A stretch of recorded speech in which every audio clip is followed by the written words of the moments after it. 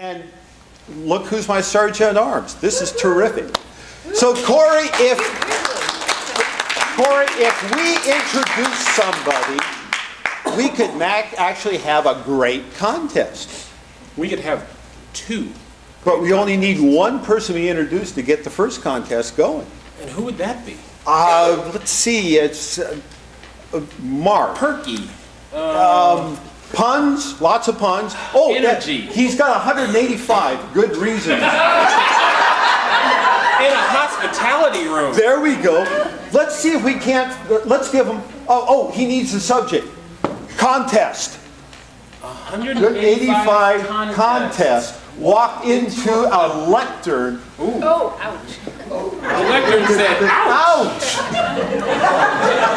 Folks, we'll have to work on that. We're pleased in the hospitality room. We'll actually get the punchline to this joke. We're pleased, we're thrilled, we're honored because here he is, 185 times the energy of the average human being, Mark Latta.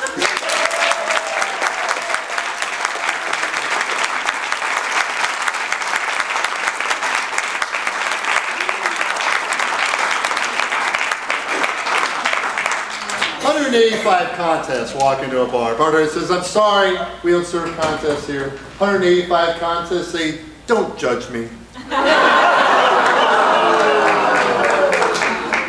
Thank you all for coming, and thank you to our two sergeant at arms for a memorable introduction. Good afternoon, welcome guests, fellow Toastmasters, honored dignitaries, and fellow Toastmasters again. We have some dignitaries in the audience I want to introduce before we get started. First, we have our District 19 Governor, Kelly Nielsen.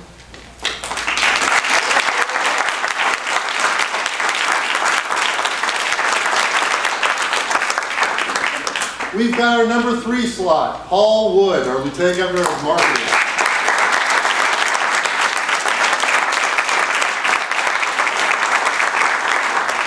Or lieutenant, if you prefer. Thank you. We have our 5 division governors. I'm going to announce them all, then we can clap them. Clap them. Division A, Larry Hoyne, Ken Boudreau, Brenda Pishak, Division C, sorry, Tammy Thompson, and Mitch Greer. We could all, those folks could stand up real quick. So.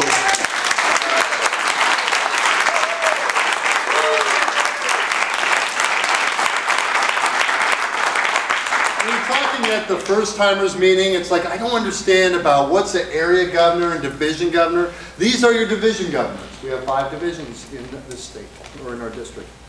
We have 2 past international directors with us, Martha Tinker and Joan Johansson.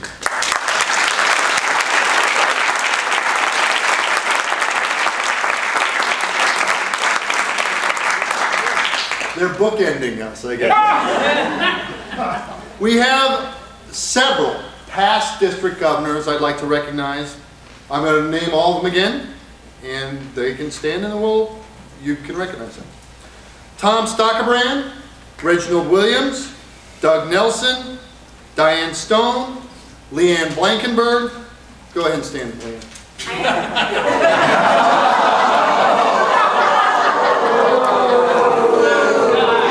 Oh, they just got ugly with the crowd. Jackie Johansson, Joan Johansson, Thomas Lindeman, Ike Rayford, Martha Tinker. Is there anybody I missed? Yes. Leon. But we'll hear from Cleon later. Please help us with this.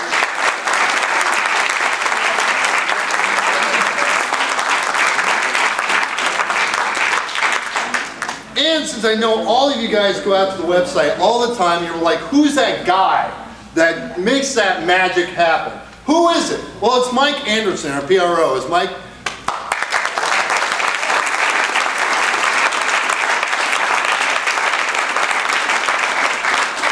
We also have the people who make it happen at the area level. Please, area governors, could you please stand?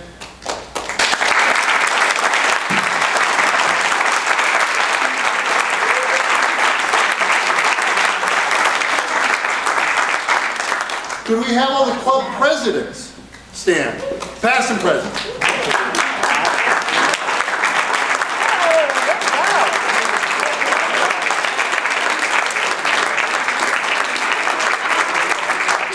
guys are the driving force in your club, and it's amazing to have so many of you here. Finally, there's one other special group that we should recognize, and that's the guests. Do we have any guests? You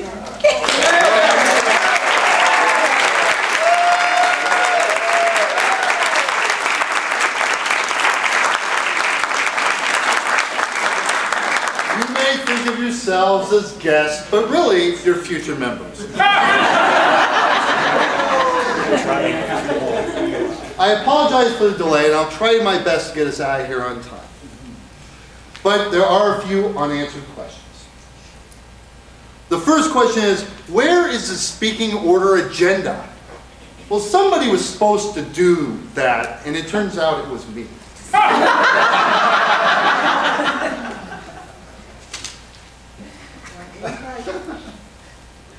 The second question is, where's the Sergeant at Arms? He's right here. Okay. And that's how we run things here in District 19. We just have people randomly walk up on stage, go through your stuff, check your wallet. So where are the agendas? Second of all, where are the microphones? What was the big delay about? Well, we couldn't get the microphones to work, so our speakers are really going to have to project. And our judges, our chief judge, and all these folks. So sorry about that. I wish I could make that happen. The third question is, where's the raised stage or the dais?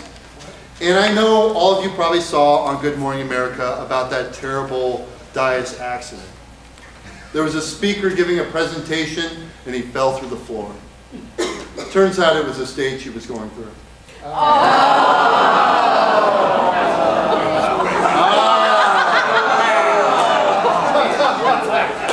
You're mine. The first contest is the evaluation contest. Earlier, the contestants drew lots to determine their speaking order. The orders of the contestants shall be Apendra Sharma. Our evaluator number 1 is Apendra Sharma. Number 2, Spell. E-P-E. Oh. U-P. U-P-E-N-D-R-A-S-H-A-R-M-A. Man.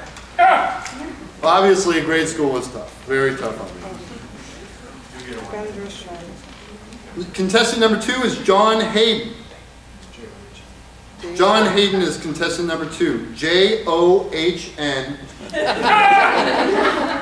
Spell John lots of different ways. Hayden. H-A-Y-D-E-N.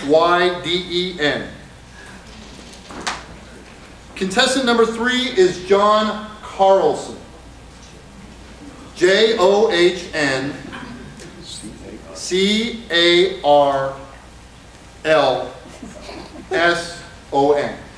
John Carlson is contestant number 3. Contestant number 4 is Shirley Wolf. S-H-I-R-L-E-Y-W-O-L-F. Contestant number 4 is Shirley Wolf. Contestant number 5 is Mahanti Bookapatnam. It's just like it sounds. Contestant number 5 is Mahanti Bookapatnam, and I'm going to spell it. M-A-H-A-N-T-H-I-B-U-K-K-A-P-A-T-N-U-M. N-A-M. N-A-M. N-A-M. Got it. I have for review of the rules of the evaluation contest, please help me welcome our Chief Judge, Keith Nielsen.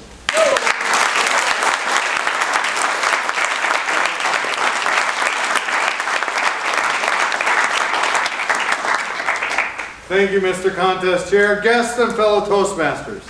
I confirm we have proper judging representation and that contest officials and contestants are familiar with the contest procedures.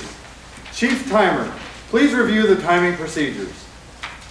Thank you, Chief Judge. For the evaluation contest, the length of a competitor's response shall be 2 to 3 minutes. The green light will be displayed at 2 minutes, the yellow light at 2 minutes 30 seconds, the red light will be displayed at 3 minutes. The contestant is disqualified if the response exceeds 3 minutes and 30 seconds. If there is a technical failure of the lights, the assistant timer will display these green, yellow, and red cards at the appropriate times. Mr. Chief Judge. Thank you, Chief Timer. There will be 1 minute of silence between speakers so judges can mark their ballots. Please respect their work of these speakers and judges. Silence all cell phones and other noise-making devices. Please stay quiet during the speaking and the 1 minute judging period. No photos may be taken while contestants are speaking other than the district videographer. If you need to leave the room, do so only during the 1 minute of silence between speeches. Protests regarding eligibility or originality may only be made by judges and contestants and must be reported either to the contest chair, Mr. Mark Latta, or myself as Chief Judge. Mr. Contest Chair, we are ready.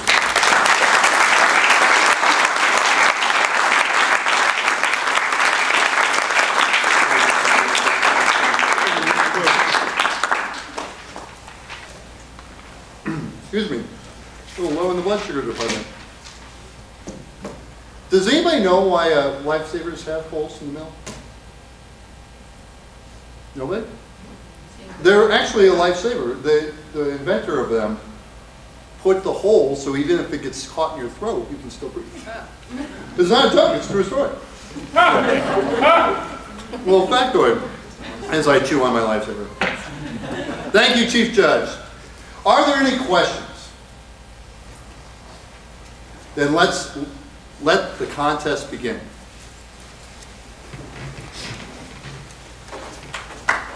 Hold on. Thank you. Our test speaker for today is Rachel Wright. The curse of the right, the blessings of the wrong. The curse of the right, the blessings of the wrong. Rachel Wright.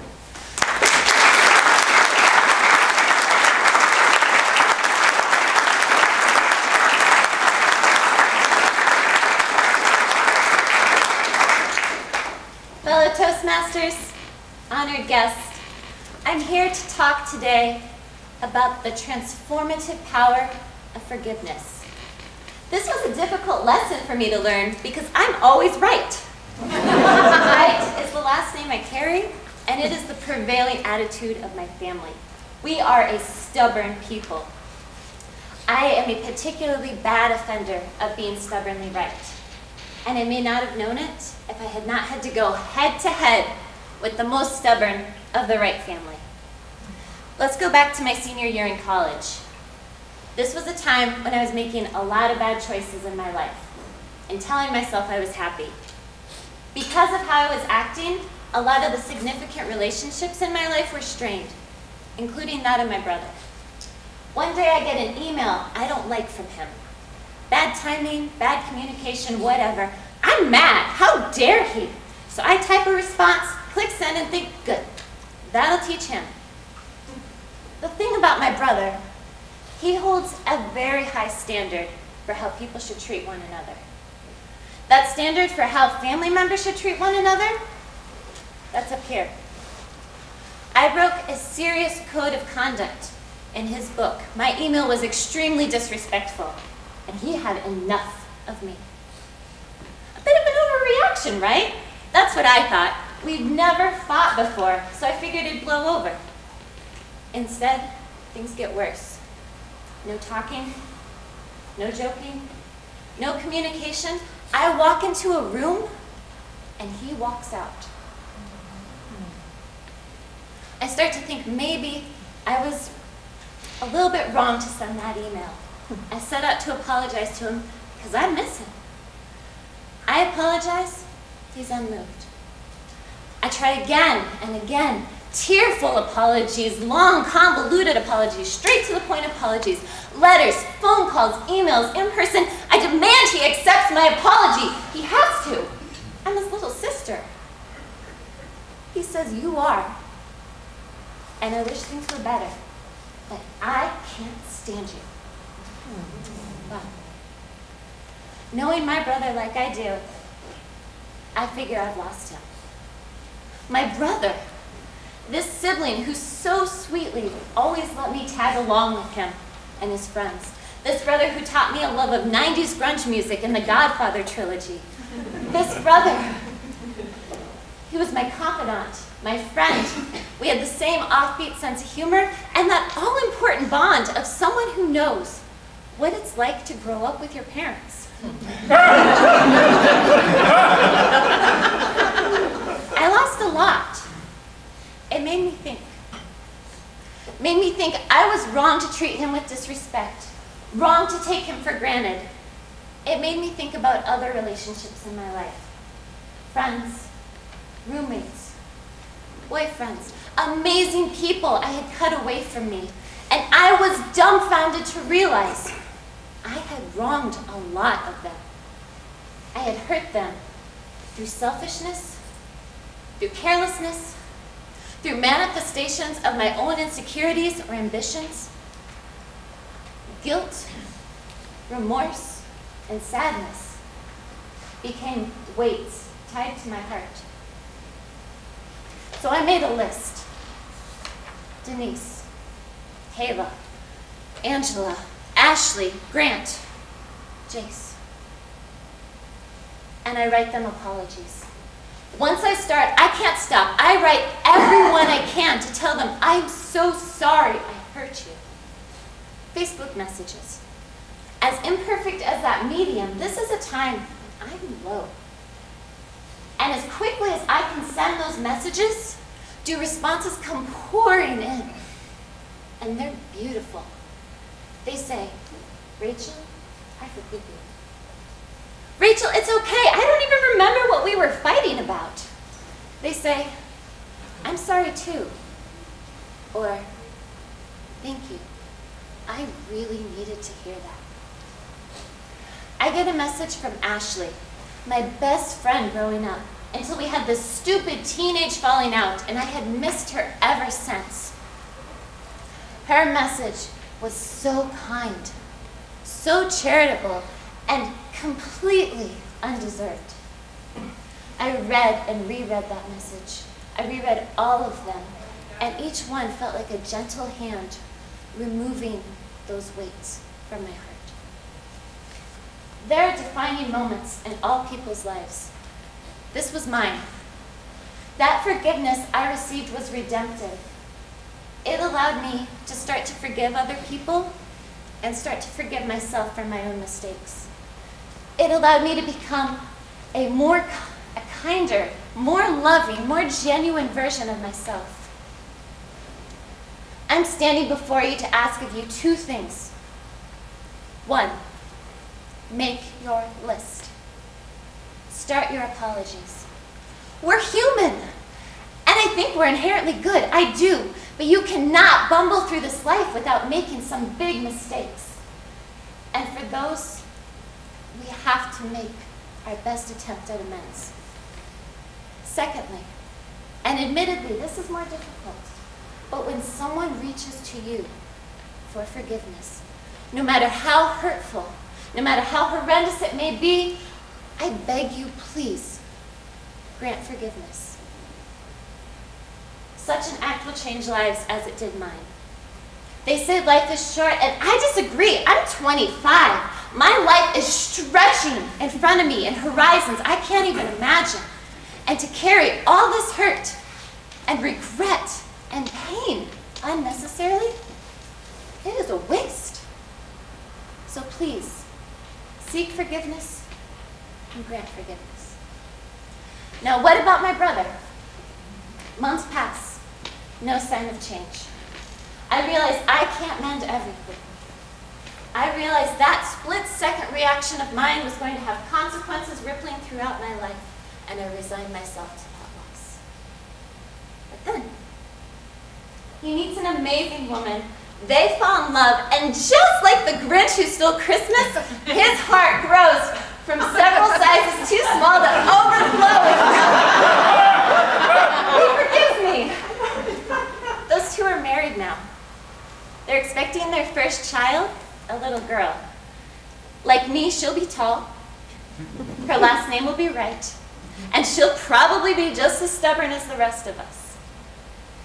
Among the things I want her to learn, I want her to know, as nice as it is to be right, what is more important is what you do when you realize you've been wrong. Thank you.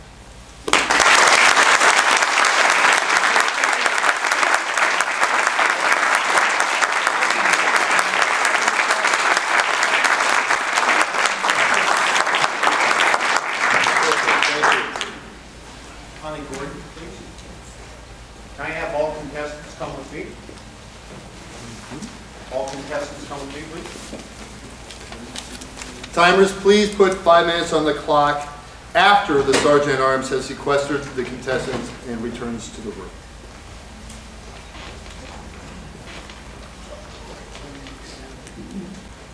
Please help me welcome back up to the stage Rachel Wright.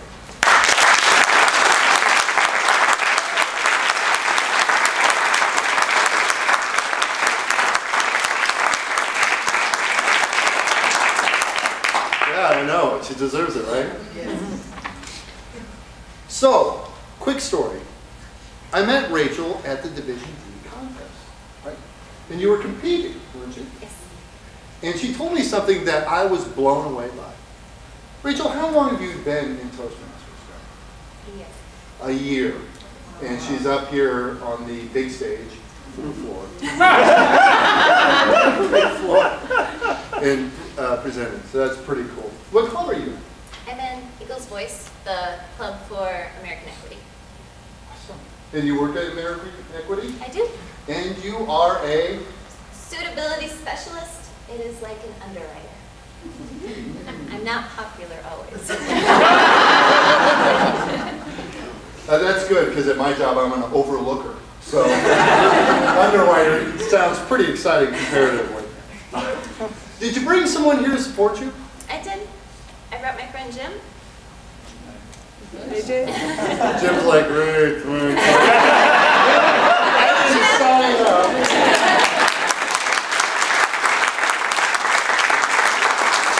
I just went to Iowa a week ago, so please let's welcome him.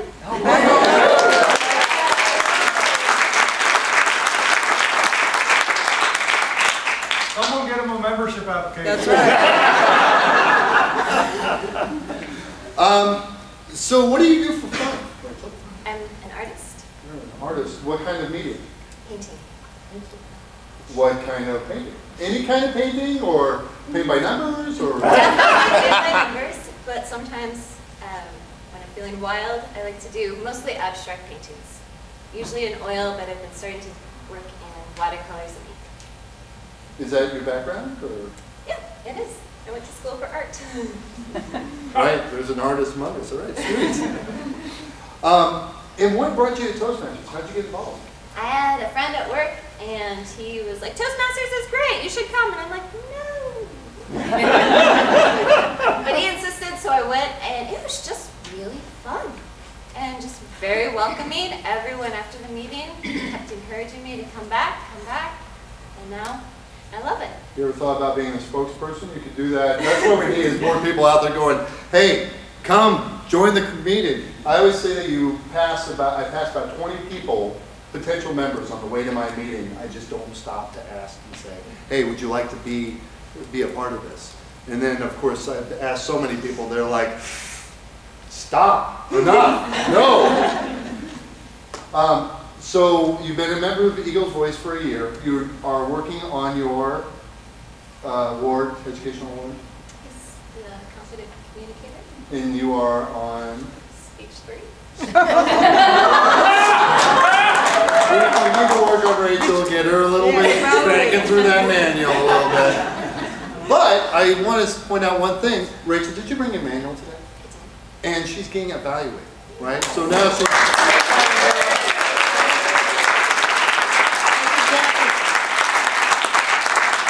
Never give up stage time, right? This is a great opportunity. I'm really glad that you came out here. It's really good to host this contest twice in a row because you find rock stars like Rachel who are just out there in the district and you never know that they're there. Sorry, I don't mean to embarrass you. So you talked about your family. How many siblings do you have?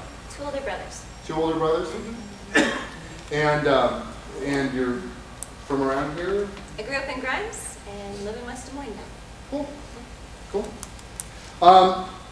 Rachel has done me a great service, done all of us a great service, in fact. But one of the things that she did for us is I was freaking out, and she calmed me down by she appearing on time.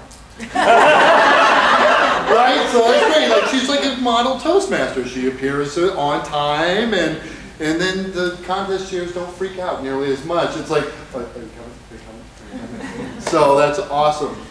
Well, so do you see your family a lot, or? All the time. All the time? Yeah. Big Thanksgiving?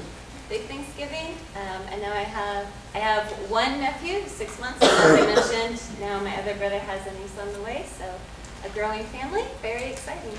Cool. And is that where you're going to? Maybe someday. Look out, guys. All right. Well, thank you so much for participating in this great contest.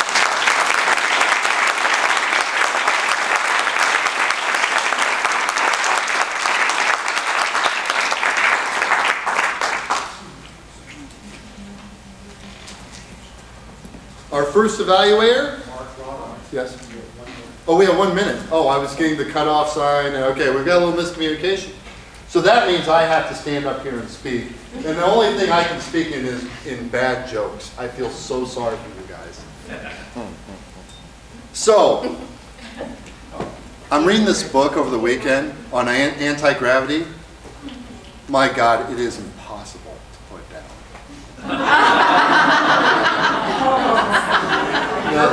No, you guys, yeah, they're like, no, cut it off. So, I can't tell that one. Sorry. But I'm laughing in my head. I really am. Jesus, I'm out of jokes. I'm already out of jokes. Want a joke? How do you give an octopus? How do you give an octopus 10 giggles? You give him 10 tickles.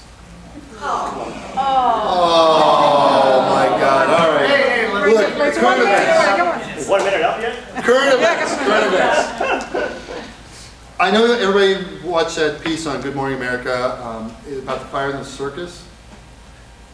Oh my God, it was intense.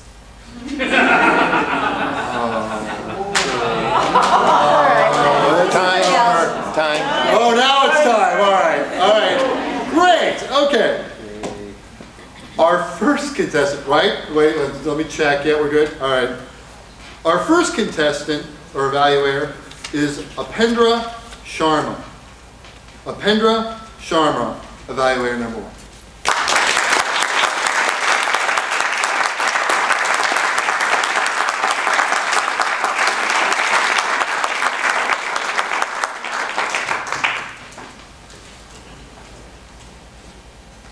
Honored guest, fellow Toastmasters, and Mr. Contest Chair. And especially you, Rachel Wright. Thank you very, very much for giving a wonderful speech on transforming power of forgiveness. That was not your title. That was curse of being right, blessing of being wrong. The way you spoke to us, you had a lot of strong points. Means you delivered the message. Your appearance was very good. You were dressed very nicely. You greeted the audience. I like your gestures. Gestures were moving, like every word you were speaking, your body language was with it. You had a little bit of tonal variation. Wonderful.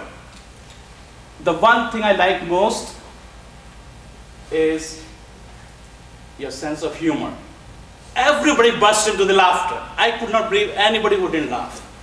Good points. When we are giving this thing, this is an opportunity. And this is an opportunity for us to connect with so many people. We don't get that opportunity many times. You could have organized your speech a little bit more succinctly. Clearly, this is my introduction. That's what I want to say. These are my 3 points. What is the power of forgiveness, right? Do this, this, right? And then conclude it and connect back to your introduction. We all wanted to hear how your power of apology or power of forgiveness has transformed your co-worker. Brother was good. He forgave you at the end. Very good. Your siblings gave you good messages. That was good. If you were using this stage, we have stayed up to here. We have stayed up to here. And we have stayed up to here. These people will not feel they are discriminated. Because if you are sitting in the center, you are not the most important person. Talk to everyone. Use this stage. Use a little bit of pause so people can see these are my points. Good speech, good laughter. How can you improve it a little bit better is forgiveness does not even change other people. What forgiveness did to you, how you felt. Because forgiveness is like flushing. If we don't get wet, housekeeper 3 days in our house and plumbing is broken, do you know how it feels? Same thing happens when we don't forgive other people. So, how it is important for any one of us to forgive others. Because it is good for our health. It's not what they deserve to be forgiven. We need our peace. And that is the best meaning. I forgive others, so my mind is clear. Rachel Wright, great speech. I thank you very much for a speech of power of forgiveness, how it transformed everyone. Mr. Contest Chair.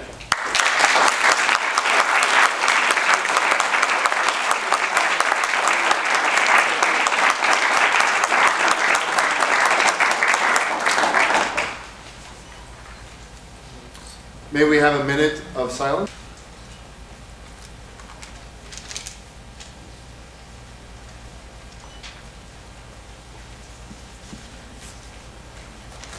Evaluator number 2, John Hayden. John Hayden, evaluator number 2.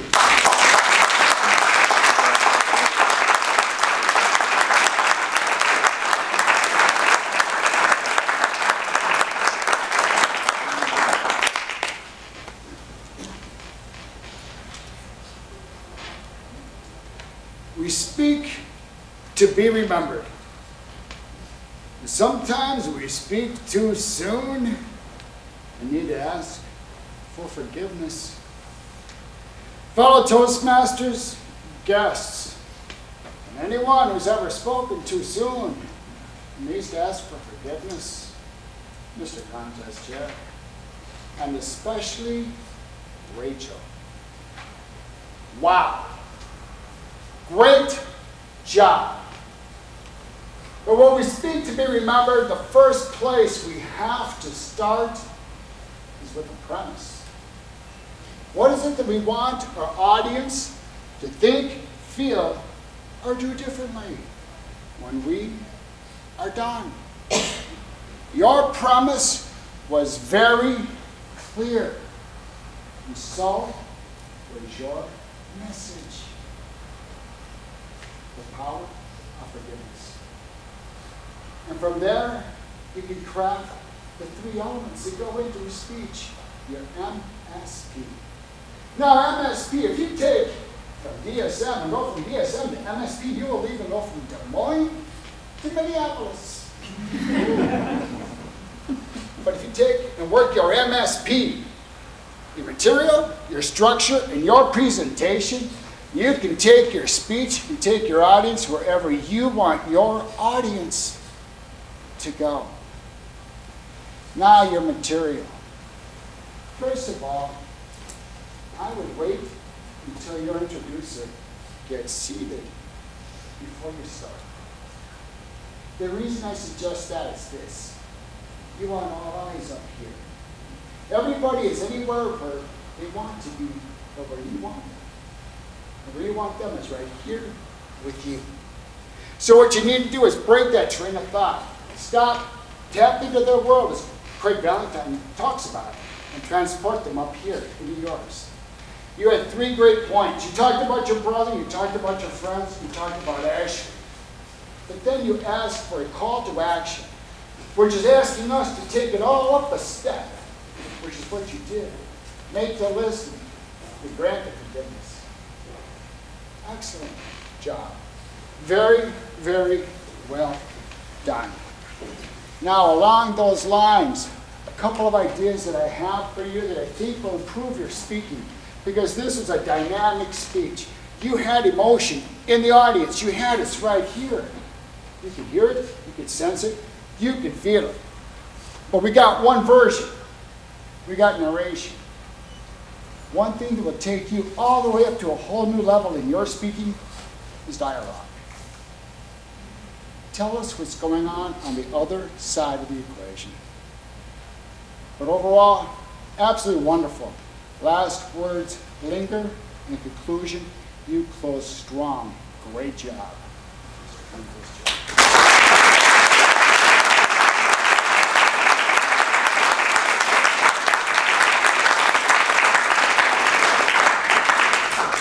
Madam Timer, may we have 1 minute of silence while the judges mark their ballots.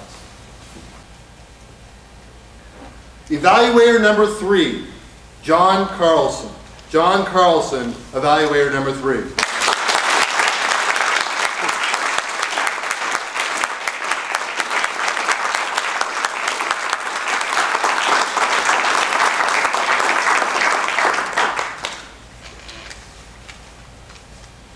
Mr. Contest Chair, guests, fellow Toastmasters, and Rachel. What a fun speech. It starts out playful, but yet you get into a very serious mode as you bring up this theme on forgiveness. And what really worked for me was your structure in putting this together. You may not have even known this, but you start out with this thematic approach on forgiveness, and then move into, here's the problem. I emailed my brother, and we have had this conflict. We're not quite sure what it is, but there it sits. Then you make some attempts to reconcile, and we're not very good about that. And so that's bothering you as well. Then after a certain period of time, there's an element of analysis, where you give this a great deal more thought. And then you finally come to the question, is it him or is it me? Well, maybe it's me. So now, this next step is, let's take some action. And I'll ask for forgiveness. I think this is beautiful. You ask for forgiveness first by making a list of your friends and then going after them and saying, I'm sorry. And then we get some results. And you're all surprised by that. And I'm thinking, this is wonderful. What a great structure. And then finally, you reconcile at the very end, apparently with your brother. So I have to commend you. What a wonderful structure that you put with this, whether you intended to do it or not. It goes, it flows, it just lays it all out there. What's fun about this is that she has humor that's laced throughout this. After all, we both have the same parents. Then you came along and said, he's like the Grinch, that his heart has grown twice as large. So we have humor that's laced through all of this too. That gives it a little extra punch as well. A couple things I would suggest to take this up to the next level. It seemed as I was watching you that you were here, and there was a lot of body movement. To anchor these ideas, and they're extremely important ideas, I would take the first couple of ideas that you had dealing with the theme, the problem, and anchor them in this particular spot. This anchors with you and your audience. Then when you get around to talking about your attempts to reconcile with your brother and your analysis, whether it's him or me, then you can anchor it right here. All right? Then come back to the center, where the center of all of this speech is in your call to action. So let's ask for forgiveness. I'll send out some emails. I'll get some results. And all of a sudden, things will improve. And anchor it right here. That, I think, would take this to the next level. I thought it was a delightful speech. And what I particularly like is your call to action. Make your list, people.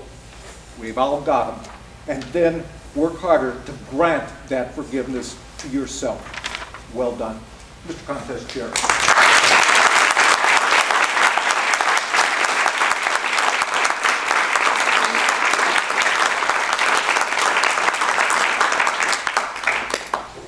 Madam Timer, may we have 1 minute of silence for the judges to mark their ballots. Evaluator number 4, Shirley Wolf. Shirley Wolf, evaluator number 4.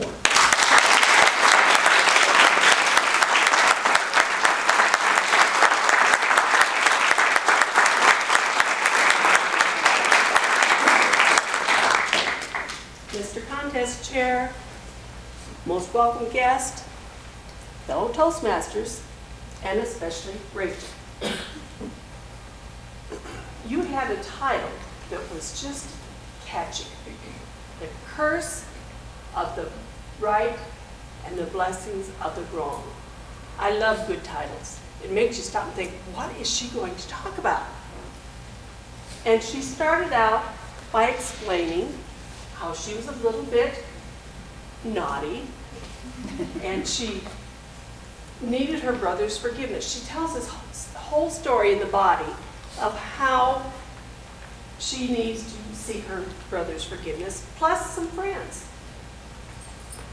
Then she ends with a very happy ending, with her brother getting married and he forgives her. Great. During the whole speech, we've got a big room, no microphone, but she managed to walk from side to side without going too far so you couldn't hear.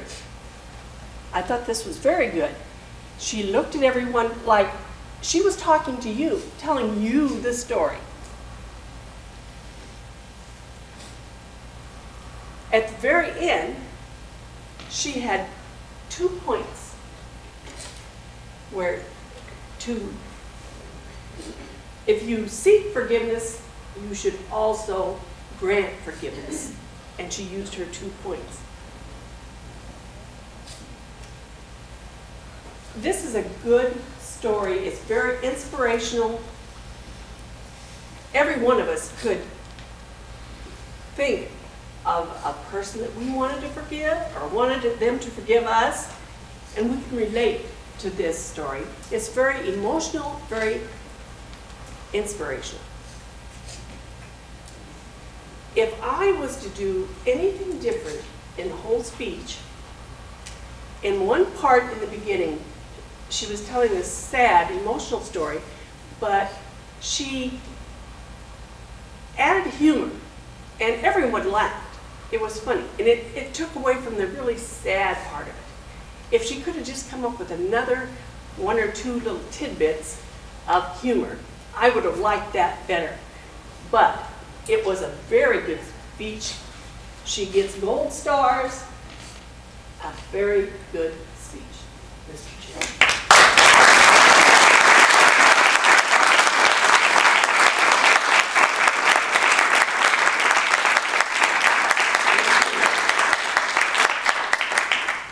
Madam Timer, may we have 1 minute of silence for judges.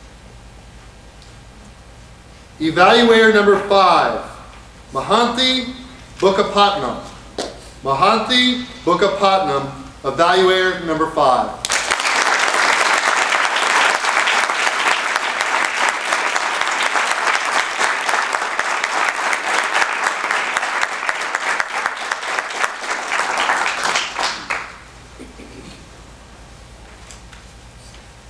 fellow Toastmasters, most welcome guests, and contest chair.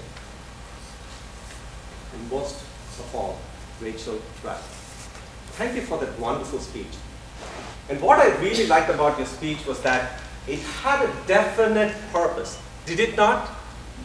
Transformative power of forgiveness. Right off the bat, she started off with the purpose. That was the opening. It set the tone.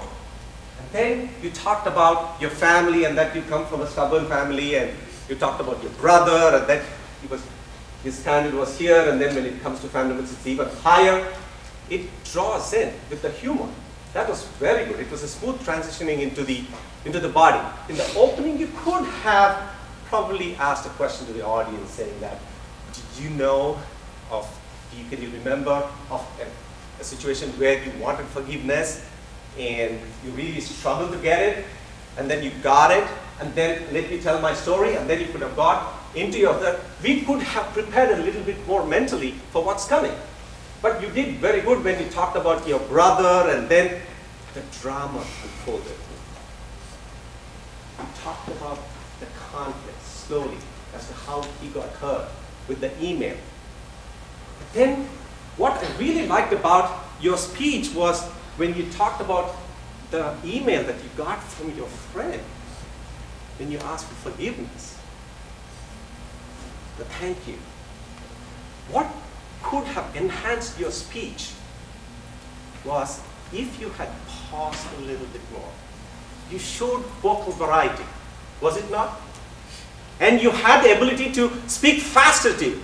As you were saying, the many ways that you were trying to get the forgiveness from your brother and from your friends and all that, you were able to speak very fast and louder. It would have amplified even further if you had paused.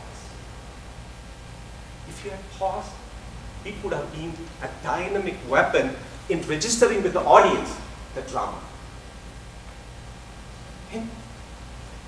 But then the closing, what I really liked about is you specifically called for action. You gave a two-step process. Make a list and ask for it. That was really good. And again, the conclusion about your brother forgiving you, that brought the whole story full circle, and it ended in a happy note. That was really good, but you could have involved the audience a little bit more. But again, at the end of the day, what is a good speech? Yeah, you had a purpose. There was a message. A good speech is one which will register the purpose, the message in the minds of the audience. And how can you accomplish it? You almost had it. You had great gestures. You had good vocal variety. If you had paused a little bit more, it would have been fantastic. Anyway, thank you for the good speech, Mr. Constable.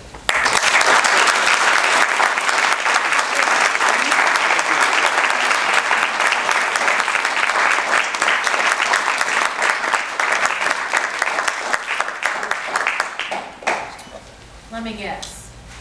You're right. Time. 1 minute. Can we get 1 minute of silence?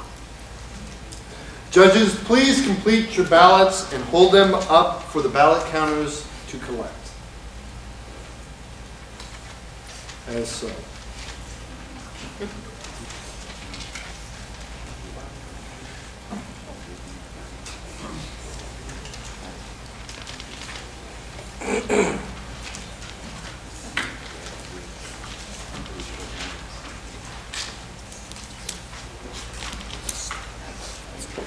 You know what's more fun than sitting in stony silence? Having everybody look at you while we're sitting. I live for this moment twice a year. Awesome.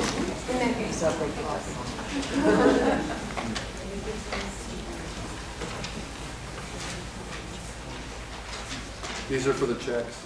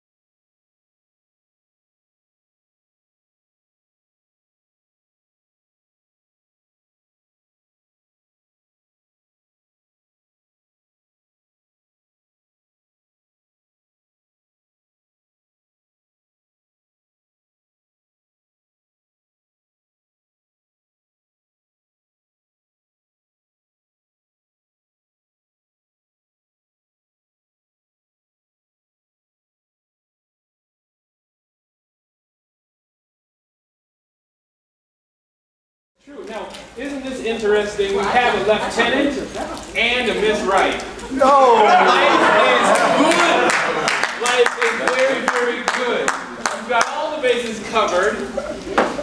We have one contest out of the way. We have one that's coming up, and I understand the one coming up is funny. And he knows funny. Oh, yes, he does. I know how to show a girl a fun time. It's true. It's true. Ask Julia. I've taken her several places and I've said, look over there. That's a fun time. And she's still with him. Yeah, she has bad things. So we've had this incredible contest. We've had this lovely speaker who really stood and delivered. And then what did we do? We evaluated her and evaluated. And she still smiles and she's happy. That's what Toastmasters is all about. That and the seatbelt so she couldn't get away. Get away. Restraints. They're called restraints. Oh, so we showed a little restraint. We did. Just a tiny bit of restraint because we didn't use the pun that you had suggested before. You know I love funds. Funds. We love funds. There's 185 reasons to get to the hospitality room tonight. Mark Lotta showed you 184 of them already. We have someone who is truly terrific at the English language. However, his American is awful. We love him dearly. He's a wonderful friend. He's been a terrific leader. And if we can just get him to meander this way in his truly English manner, here he is, Mr. Paul Woods.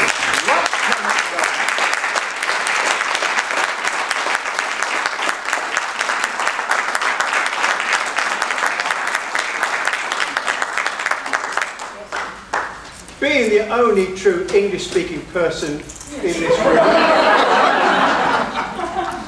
I promise you that I cannot lower the contest any further than it has been lowered already by Mr. Latta. It is known that we English have no sense of humour. Therefore, I'm not going to tell any jokes. I am joking. My fan club in the Frontier, I shall pay you afterwards. What am I supposed to do now? Can you tell me? Right. Oh, I'll put my glasses on. I should just say, the only good thing that we gave to America was your freedom. Because I could insult you as much more if you want. I'm very good at insulting. I was just saying to Martha over the back there, that sometimes I give a 90-minute one-man show to American audiences. I know. And I make fun of American things. What I want to know is, how can you have a World Series of baseball when it's only the Americans that play? But however, I take that back because most of the American baseball teams are from Cuba, Dominican Republic, Canada, England. Why do you get obsessed with American football? Good grief, it's a game played by sissies in latex shorts. I told you I had learned. Anyway, enough of the frivolities. I had my script so I can read American. It says, welcome back. We are now ready for the humorous speech contest. And for this contest, all the contestants may remain in the room. Earlier, there was a drawing to see who would go in what order. And the order of speaking is as follows. Number 1, Insook Wessels.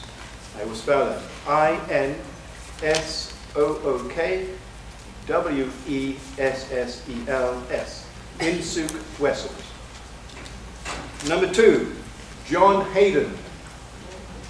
J-O-H-N-H-A-Y-D-E-N. Number 3, Brenda Bradley. B-R-E-N-D-A B-R-A-D-L-E-Y. Number 4, Cleon Babcock. CLEON, and number 5, JJ Trotter. JJ, then TROTTA. So again, number 1, Insuk Wessels. Number 2, John Hayden. Number 3, Brenda Bradley. Number 4, Cleon Babcock. And number 5, JJ Trotter.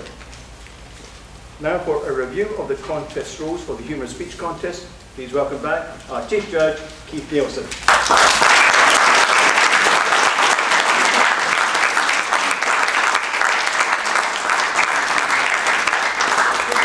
Thank you, Mr. Contest Chair. Guests, fellow Toastmasters. I confirm we have proper judging representation and that the contest officials and contestants are familiar with contest procedures. Chief Timer, please review the timing procedures. Thank you, Chief Judge. The length of a humorous speech shall be 5 to 7 minutes.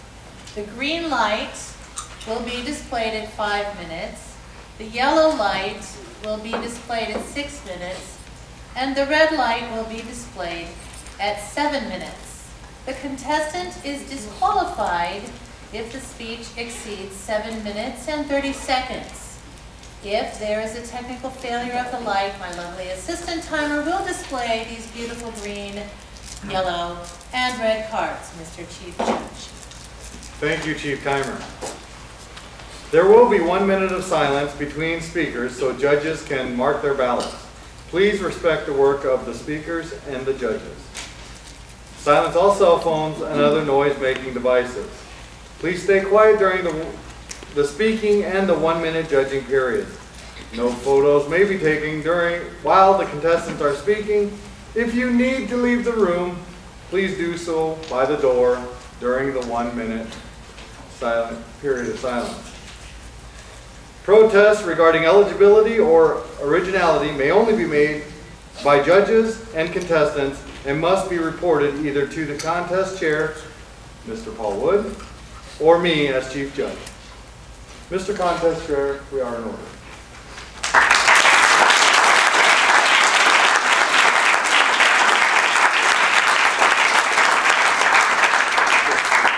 Apparently I've got to stand in front of the lectern to look even more beautiful than Mark does. Okay. Oh. I'm when you're ready. I'm always ready. He's always ready. Okay. Any questions about the contest so far? Then let the contest begin.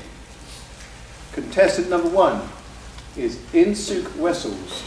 Technology that saved my marriage. Technology that saved my marriage, Insuk Wessels.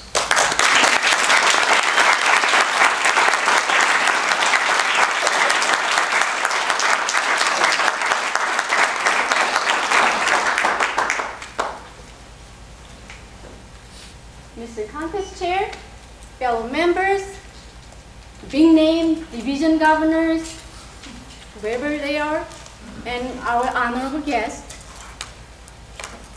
This year is my 20th wedding anniversary. Can anyone believe this? Just wait. My husband and I got married on August 1993.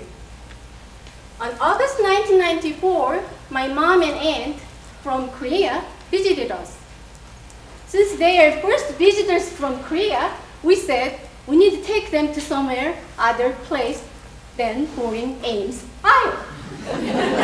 We didn't know where. Then my aunt said, let's go to Chicago. I have friends there and I want to see them. We said, great. When we left, my careful, he's a computer scientist, said it should take us 6 hours to get to Chicago. We left Ames at 8 a.m. But when we got to my aunt's house, it was 8 p.m. Anybody can calculate? We don't know why. Well, we had 2 old Korean ladies who did not know any English or American or speak at all. And here's one young Korean lady. She could speak a little bit of English, but not much of Americans, of course. And And she didn't know how to read this stupid Chicago maps. And we had only one driver, and he's the American. He's the only one can drive, but he's from small town Iowa. He never drove big city before. And he was the only American speaker, but he never ever liked ask stranger, even though he got lost. And he's driving the same street for 5 times.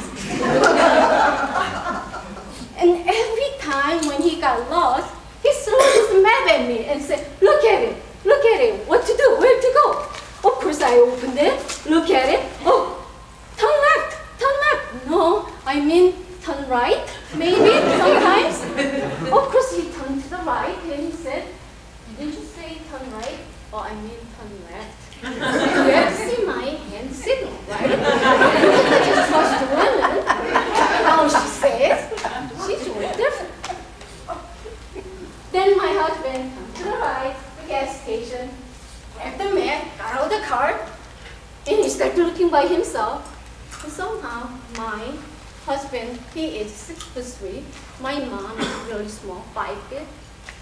She got out from the car, my husband is looking at the map, trying to figure out, there she is. She followed him, poking his shoulder, hey, ask, in Korean. Of course he didn't know any Korean. And he looked at me and said,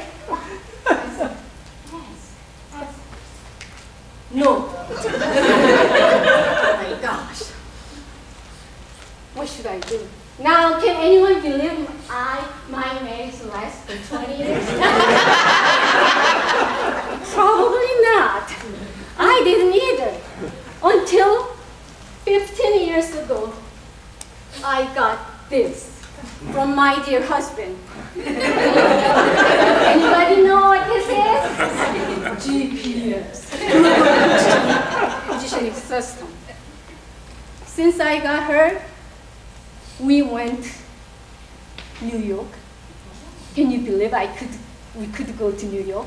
Now we went to New York, we went to Cleveland, Ohio, we went to Denver, Colorado, and we even went to Washington, D.C. with her.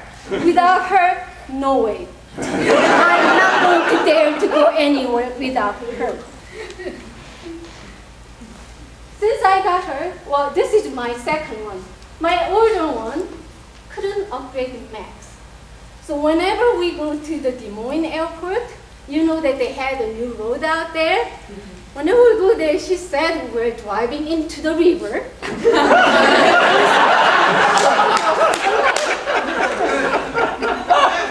But with her, we went everywhere.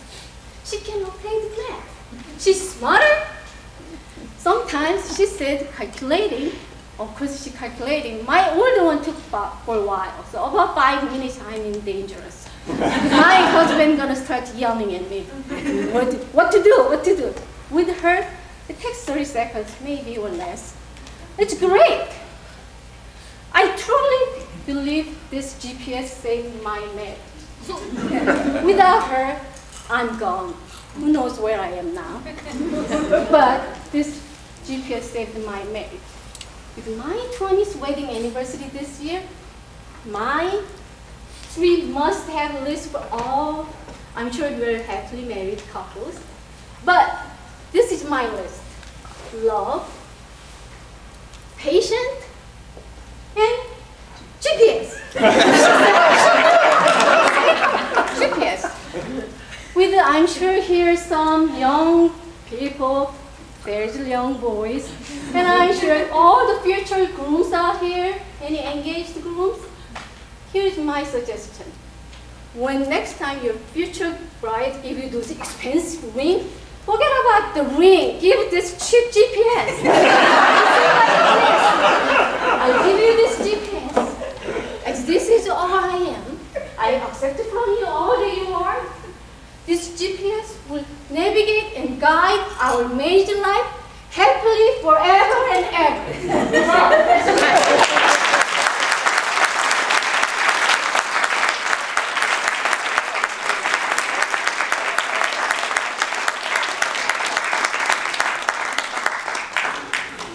Madam Timer, may we have 1 minute, please?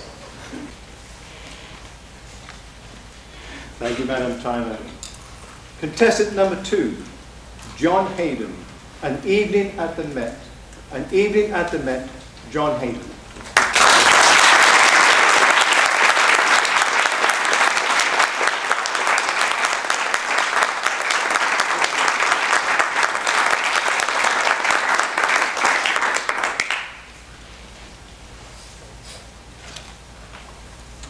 You ever have a night you'll never forget?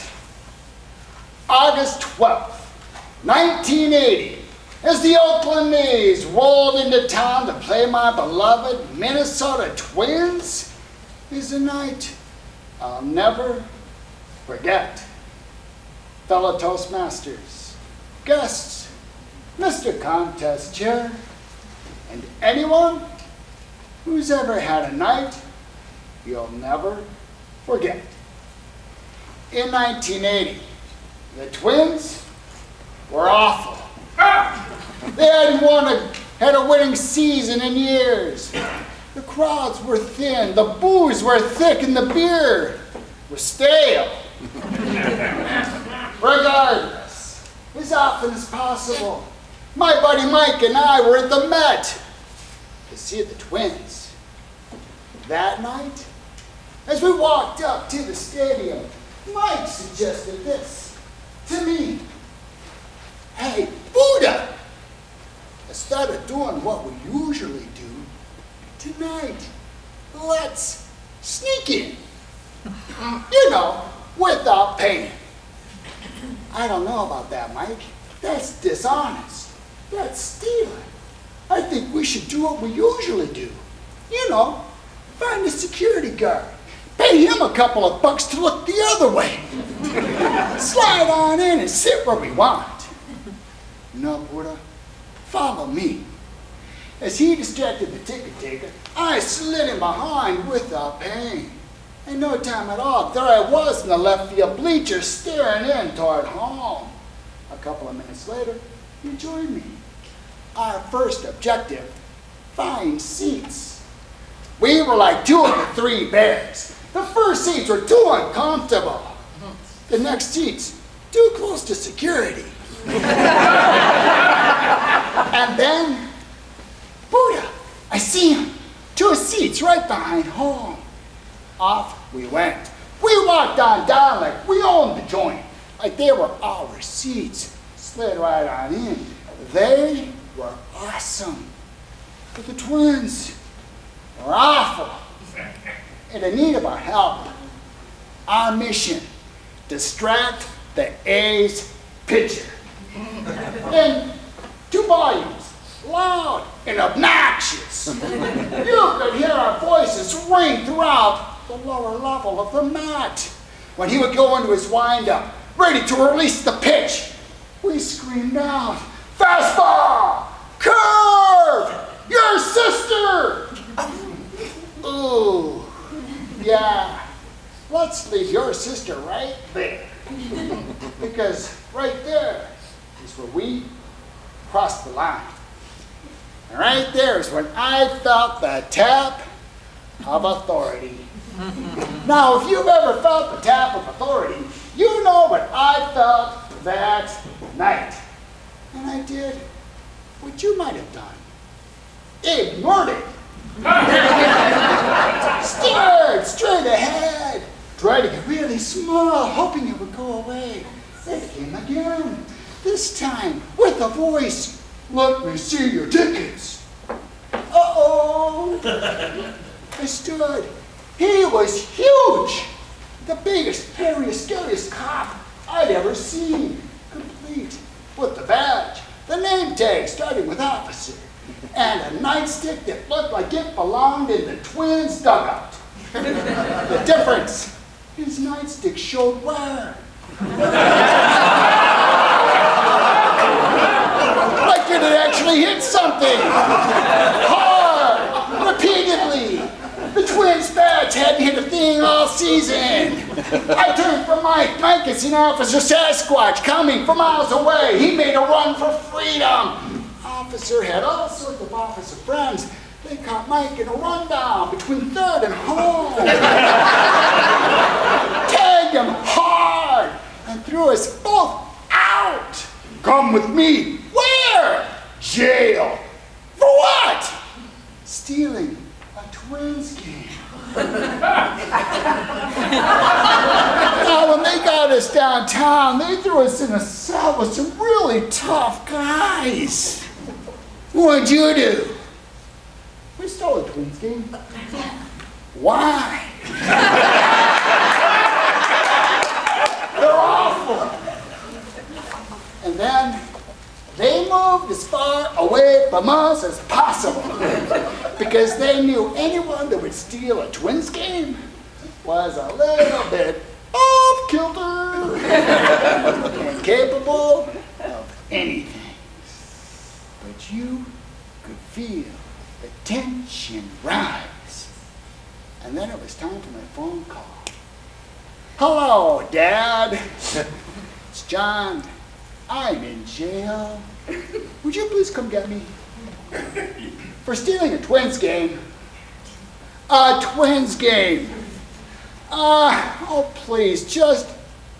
Yes, I'm well aware the Twins are awful. Please. I do remember that talk. I was hoping you had forgotten. I'll see you tomorrow. Click. But all was not forgotten or lost. Mike's brother was on his way. Evidently, he'd been there before.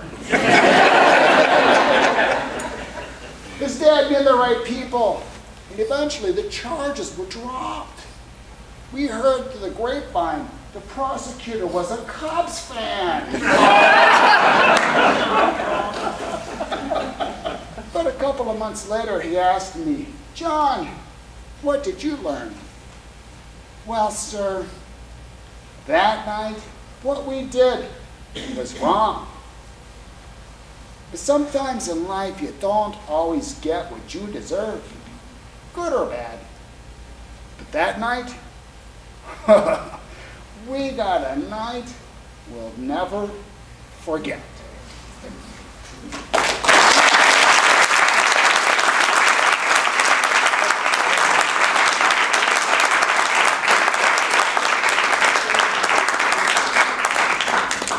Timer, may we have a minute, please? I feel naked.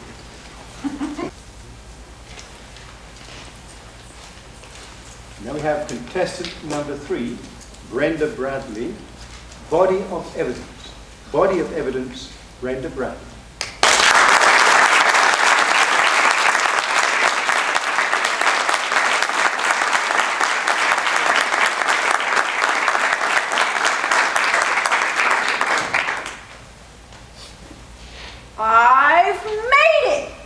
I've made it halfway through my life.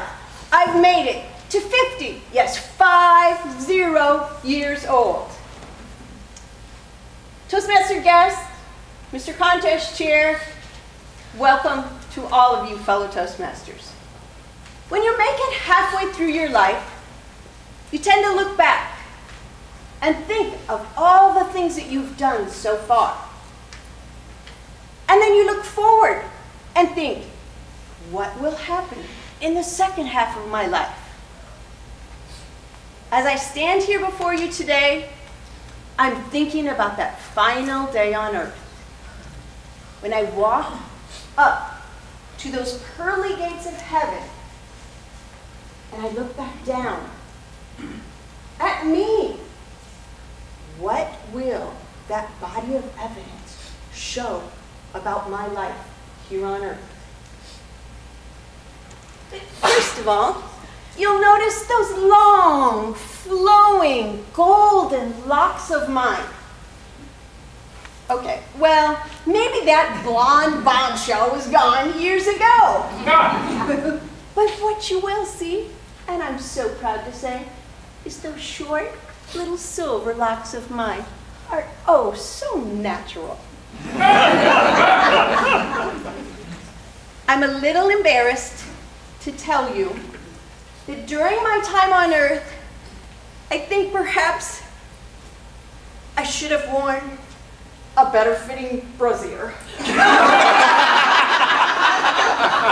You see, those girls, they just aren't quite as perky as they used to be. But the great thing about wearing a bra that doesn't fit you, excuse me, I've got room for a granola bar. Just in case I get hungry later. And what a great place to carry your phone.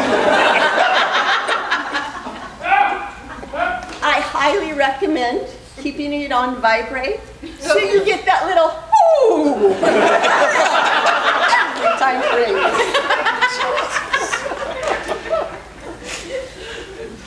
Next, this body of evidence is definitely going to tell you something about my family life.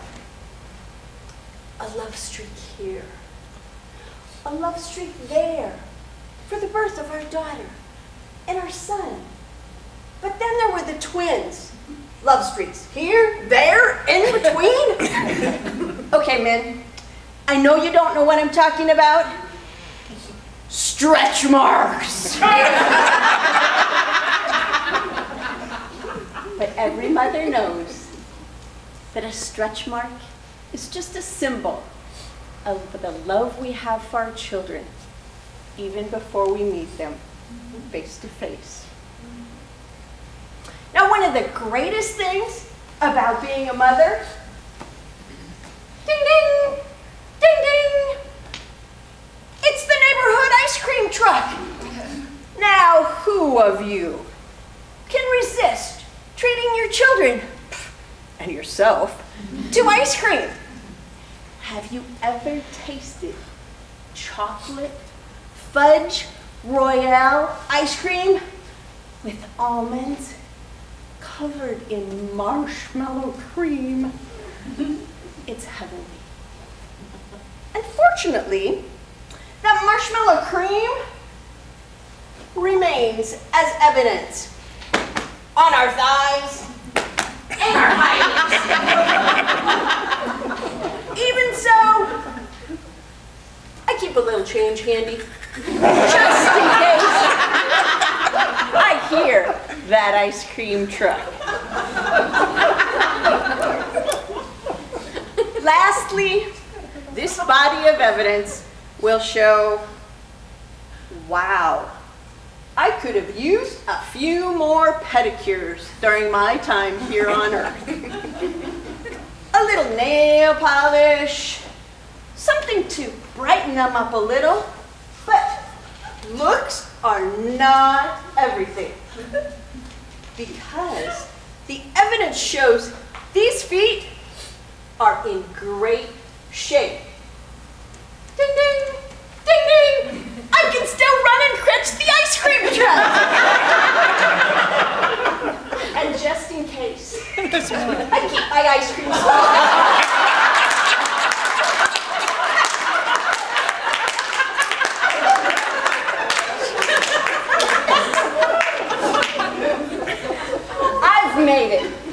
I've made it halfway through my life. I've made it to 50 years old. And as I look back over all of the things that I've done so far in this life, I think about all the really fun things that I have left. And as I spend that last day on earth and I walk up to those pearly gates of heaven, I will look back down at me from head to toe. This body of evidence will show what a really great life I had here on earth as a mother, a daughter, a sister, a grandmother, a wife, and a friend to so many. Mr. Contest Chair.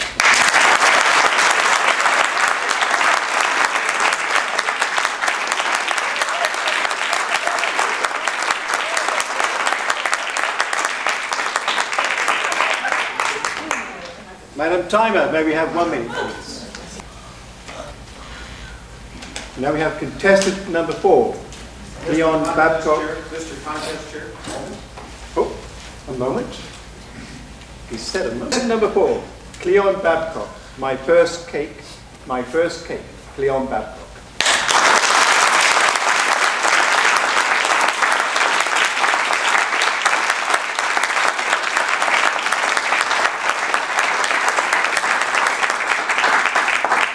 Mr. Contest Chair, guests, and fellow Toastmasters, I know my way around the kitchen. I know where the refrigerator is, because that's where the ice cream, the berries, the melons, and the pop is. I know where the sink is, because that's where I put the dirty dishes for my wife to wash. And I know where the kitchen table is, because that's where I eat. But I never really got to learn how to cook because my sister, who was 3 months older than I, got all the cooking lessons from mother. But one day I got married, and then sometime after that, my wife was supposed to make a cake. That was all right, except she was called out of town. And she said, "Cleon, I know you can make sawdust, and I bet you can make a cake." Here's the box. All you have to do is follow the instructions. Well, before I got to follow the instructions, I knew that when you got ready to cook, first of all, you needed to have an apron. And then you needed to make sure that you covered your head so you wouldn't get any hair.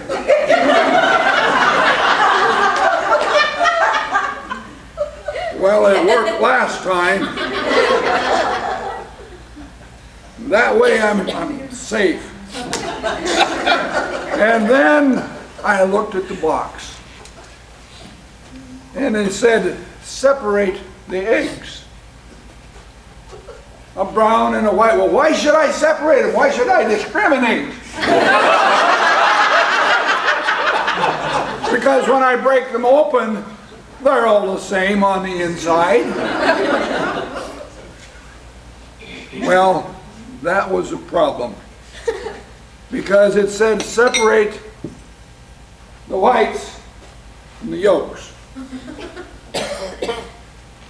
Well, I tried doing that. Oop, that was the wrong eggs.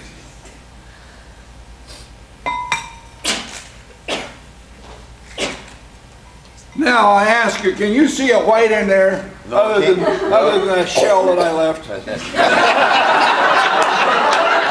There isn't any white in there. There's yellow, and there's something that looks like gelatin.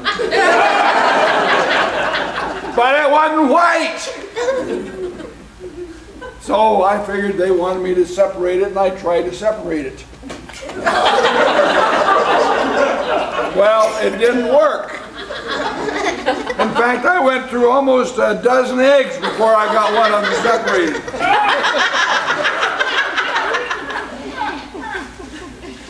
Then I realized they must have been Toastmasters, and they said what they meant, separate the white from the egg. And how do you do that? You boil the egg!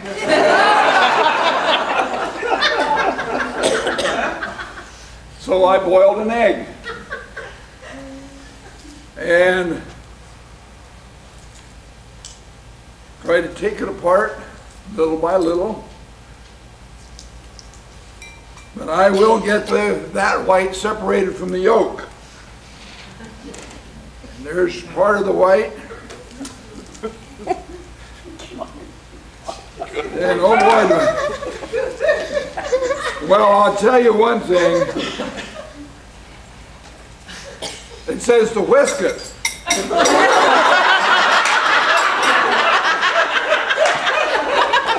It didn't whisk. So I thought, you know, I know how to mash potatoes.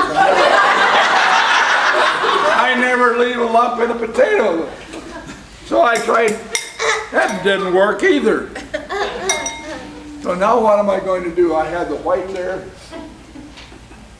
and it's all in the lump. Food processors. So I just beat the heck out of it. And I went ahead and made my cake. Well, I tell you, it was an unusual cake. But I decided after that, no more white cakes. After this, I'm going to make a chocolate cake. Because I don't have to separate the eggs. And then I looked on the box. Use 3 whole eggs. And again, Toastmasters know what to say, and they know what they mean when they say it. So I had 3 whole eggs. Shell and all! Because they said whole eggs. I admit that was a little crunchy.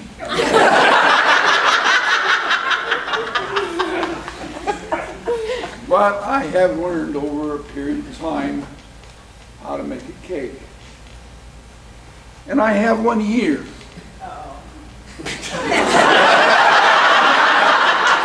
It's a chocolate cake that I baked. And for those who have a lot of daring do, after this contest is over, you can come up and sample a cake to see if I've learned anything. Bon appetit.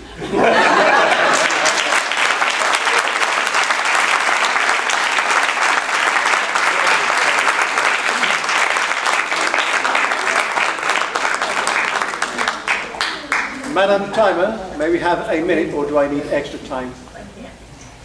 You know, we're having a sale, 2 for 1. Okay. Contestant number 5, J.J. Trotter, second chances, J.J. Trotter.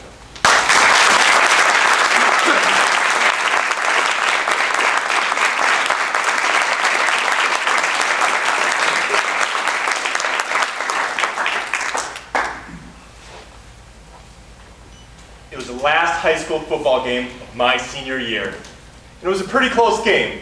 We were only down by 5 touchdowns. But I was on the bench, and that's when my coach yelled, "Trotter, you're in." I couldn't believe it. The coach, he actually knew my name. And then he yelled again, "Trotter, you're in." This could only mean one thing. Billy, Bobby, Brad, Jimmy, Johnny, Jeremy, and the mascot, they were all injured. I was in the game. I ran to the huddle. Then I ran back to the bench, grabbed my helmet, and ran back to the huddle. It was a pass play to me. I ran the perfect route. The ball was in the air.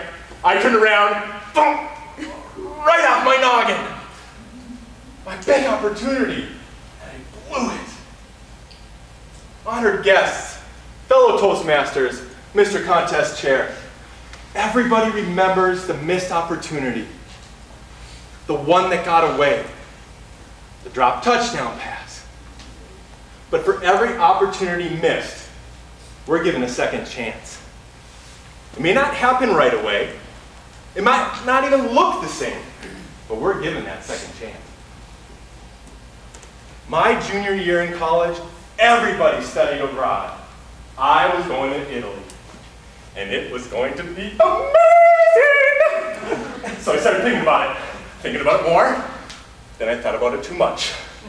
There was no way I was going to graduate in 4 years. I didn't know Italian! And I love spaghetti, O's. But even I don't think I could eat it every single day. So that year, my friends, they studied in Mozambique, Moscow, Madrid. I studied in magical Minnesota. It's okay though.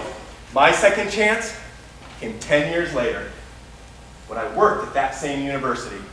And they were looking for staff members to lead an international service trip to Guatemala. It was going to cost me a lot of money. I didn't know Spanish. And I was pretty sure they were not going to have SpaghettiOs. But I went, and it was amazing! I'm happy to say, from that moment on, I have been unable to communicate with people in 7 different countries. College had a lot of opportunities. The next year, my senior year, I was going to find a girlfriend. My true love, my soulmate. A girl who would actually talk to me. I think I found her. Her name was Margaret, and she was beautiful. Brown eyes, brown hair, ponytail. That year, I was determined I was going to stalk her. I mean, talk to her. And then my opportunity came. She was sitting in the hallway of my dorm by herself. I was going to ask her out on a date. So I went into my room and fixed my hair. Hey, I had hair back then. And it took a lot of work. So I stepped out in the hall, started walking towards her, smiled at her, she smiled at me. And then I went into the bathroom. I couldn't do it. I was so nervous, but I needed to do it. So I fixed my hair again, because it took a lot of work. And then I stepped out in the hall, and she was gone. The one that got away. But it's okay. My second chance came 2 months later. I didn't poke her. I didn't text her. I didn't even tweet her. I used a telephone with a cord. I didn't know a lot about her, but I did know that she was from Iowa. And as a Minnesota boy, I knew cows were in Iowa. Let's just say I spent an hour and a half telling her how chocolate milk and white milk came from brown cows and white cows. I know what you're thinking. We talked for an hour and a half! Could you believe it? This was the best conversation I'd ever had with a girl. And she went along with it. 18 years later, hundreds and hundreds of gallons of milk, both chocolate and white. We're still together.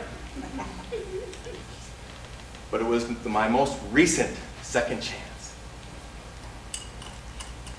Thanksgiving, last year, family football game. Losers did the dishes. I was sitting on the bench when my son yelled, "Trotta, you're in!" I knew exactly what it meant this time.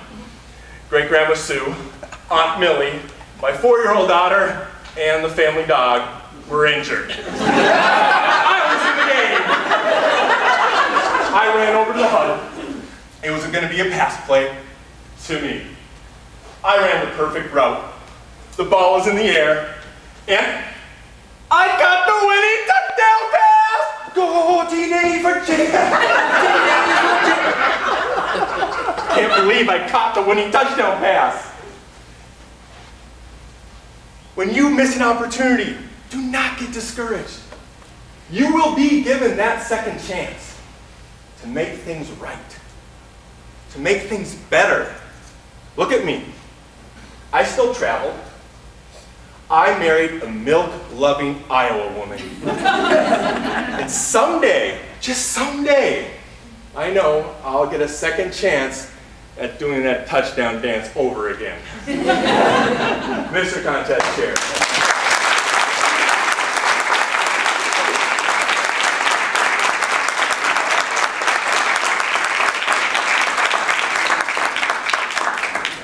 Madam Timer, may we have 1 minute, please?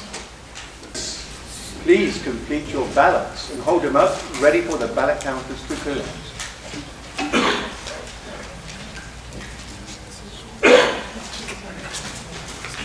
All the speech And evaluation contestants, please come up. Have the speech contestants over here and the evaluation over here. And John, you get to start over there.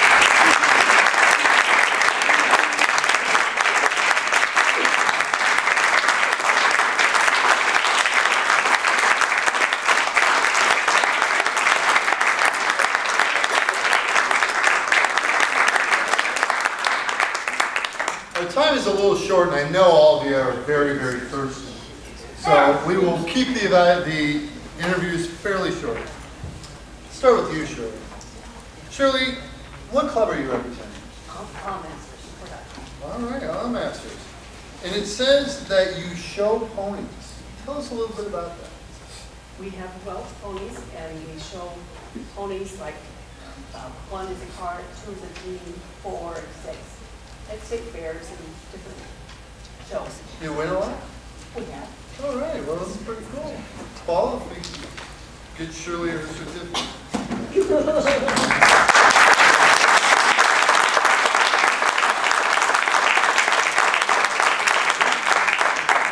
Okay, I'm next. Vincent, please, which club are you representing today? Toast. 184, okay. I was very interested by your speech about technology. As a good man, I never ask for directions anywhere. It says here, you like comic books and contemporary Korean romance books. Yes. Wow. Is that like, was it Harlequin books I have over here, is that right? Right. Actually, I loved that books when I was in Korea. For 30 years, my husband said, why? You're old now. Why are you still reading those romance stories? And just like someone said, I'm maybe looking for a second chance.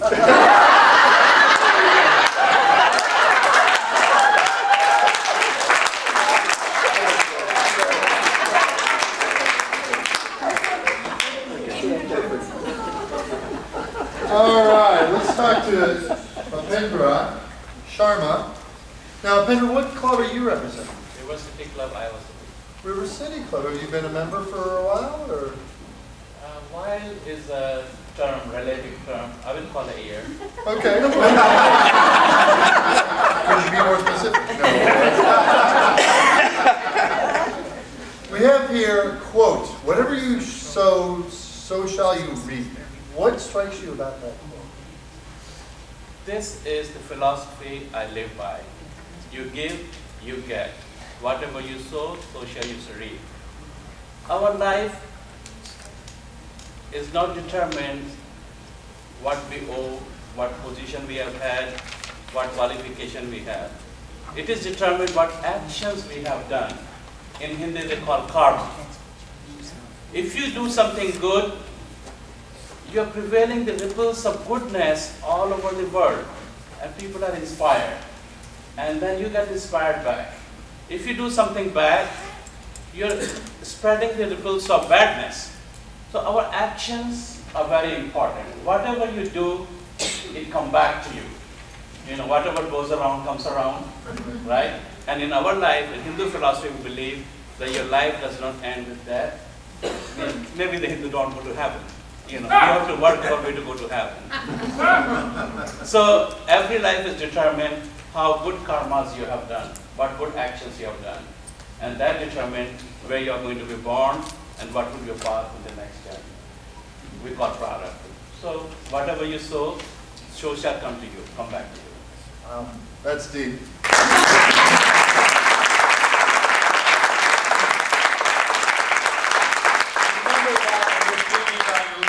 Of Education and Training, right? Positive thoughts. Paul? Okay, Brenda, which club are you representing today? Whitmasters out of Sioux City. And I see that you are a chartered member of the club as well. It says most of your interests are family gatherings, youth sports, golf, and music. But the thing I like most of all is your quote: live simply, love generously, care deeply, and speak kindly. Explain. I think every day we need to treat as something very special. And every day if we can show kindness to one person, then life has been worthwhile for that day. very similar to what Bindra has said there. So Yes. I think we should all live by that motto, and I think you should put that as a bumper sticker and give it to everybody else out there.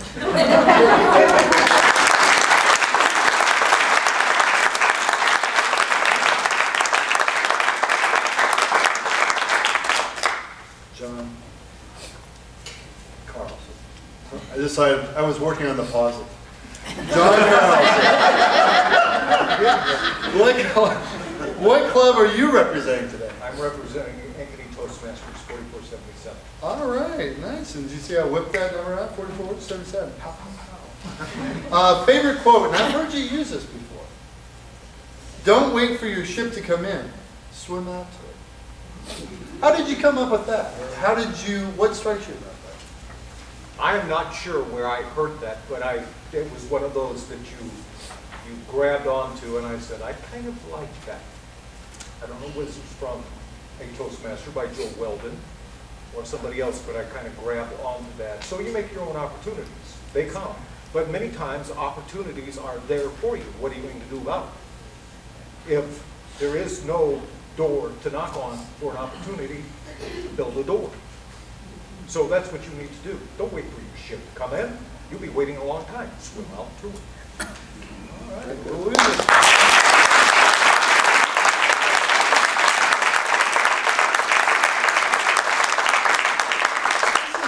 Thought-provoking panel that we've had. You know, like, wow. Puts us to shame, Mark. It does, right? Okay, Cleon. Well done. It says here, which club are you representing today? High voltage. I don't remember the number because I've been in too many Toastmasters clubs. I started out in 804. Okay. And now I'm at a 6-digit club. 52 years. Wow.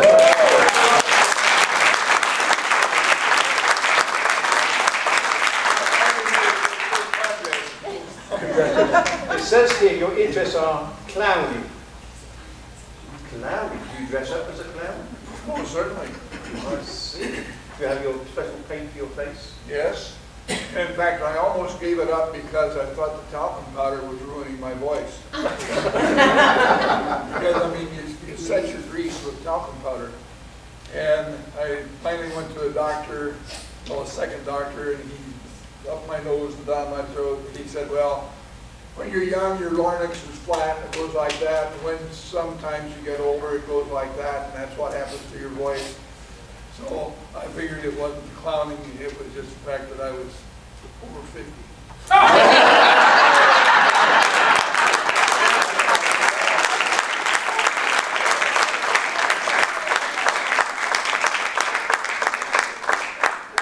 All right, that brings us to Mahanti Bukapatnam. Did I pronounce that right? Oh, yeah, you did. Oh, right. It's written phonetically, so we've activated. He wrote it. Mahanti Bukapatnam. Now, I hear that you just achieved a certain Toastmaster designation. CC. All right, look at that.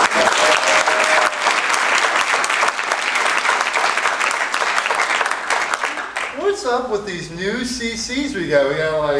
We got Rachel, we got Mahanti. It's just amazing. It's incredible. I had to wait till I was like a DTM to get half good. I'm not sure if this is a full quote or just a half quote, but tell us about it. As a man thinketh. Yeah, it's the title of the book by James Allen, As a Man Thinketh. I think the full quote is, as a man thinketh in his heart, so is he. For some reason, I like the thought process, and I also believe that you are the maker of your own destiny. It's pretty much going on the same line of thought that's passing around. But in order to do that, or in order to really accomplish that in your life, you need to examine your own thoughts, right? I mean, how do you go about it? That's very difficult. I meditate on a daily basis. It's not easy, and I'm not seeing the results very quickly, but it's coming slowly. That's all I would say. But yeah, this is pretty much on the same line. You're the maker of your own destiny. You're the master of your own thoughts, and you can achieve it in this life. That's all. And what club are you representing? Early risers, 31-35. Woo.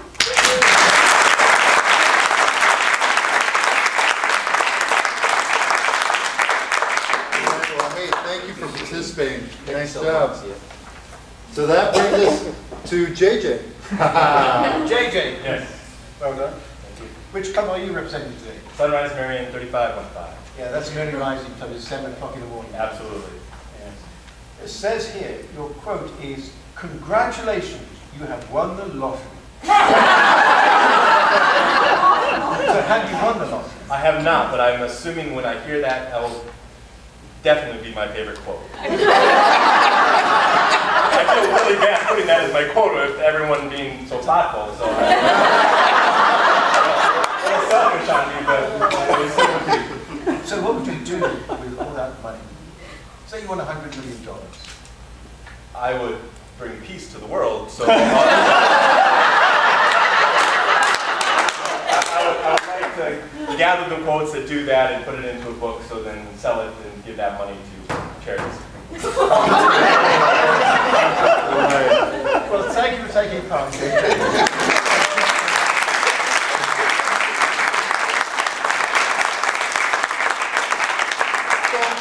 I guess the message here is that we need to put these guys at one table at the banquet, and JJ, you're going to finance all of our little clubs. Which brings us to our double duty guy, John Hayden. John, what club are you representing? Moline Toastmasters, 2790. Yes.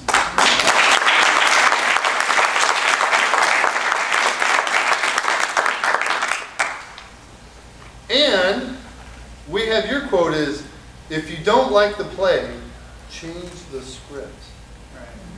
Tell us about it. Ooh, Yeah, I know, it was a ooh, they're cool. It's not as deep as some of the others we've heard, but it comes from William Shakespeare. And that is, you know, if you don't like the way your life is going, change it. But you got to take a look at what you're doing. So many people are willing to point the finger at everybody else and it's, oh, it's their fault. It's because this happened. It's because of that. And this is just the way I am. Well, then change if you don't like it. Change the script. If you don't like the play, change the script. If you don't, we got to take a look at here, bro. Amen, brother. Amen. I actually got to recognize John for one more thing. If you went to the banquet, dinner, luncheon, right? And you saw that we had some new clubs started last year. The first new club that I had an opportunity to participate in starting was a club that John sponsored and mentored. So nice job, John. Oh.